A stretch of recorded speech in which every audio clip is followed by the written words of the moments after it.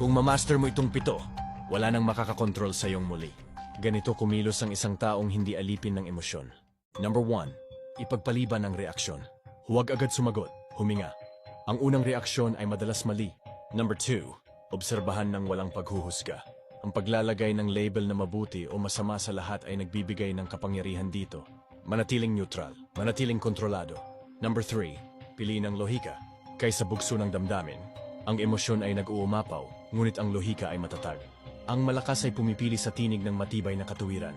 Number 4. Gamitin ang hirap bilang pagsasanay. Bawat mahirap na sandali ay isang pagsubok. Lagpasan mo ito at nagiging hindi ka matitinag.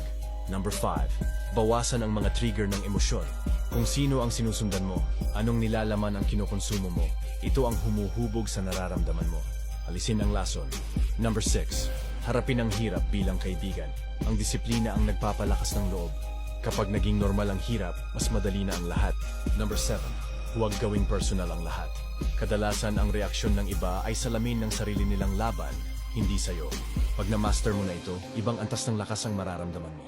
Kung gusto mong lubos na maunawaan kung paano talaga kontrolin ang iyong damdamin at manatiling matatag kahit sa gitna ng kaguluhan, huwag hayaang lumipas ang pagkakataon. Basahin ang Master Your Emotions, isang gabay na magtuturo sa iyo ng praktikal at makapangyarihang paraan upang magtagumpay sa sarili mong isip at damdamin. Maglalagay lang ako ng yellow basket sa ibaba para madali mong makita at makuha ang kopya ng Master Your Emotions. Simulan mo na ngayon ang paglalakbay sa mas matatag na isipan at hindi matitinag na damdamin.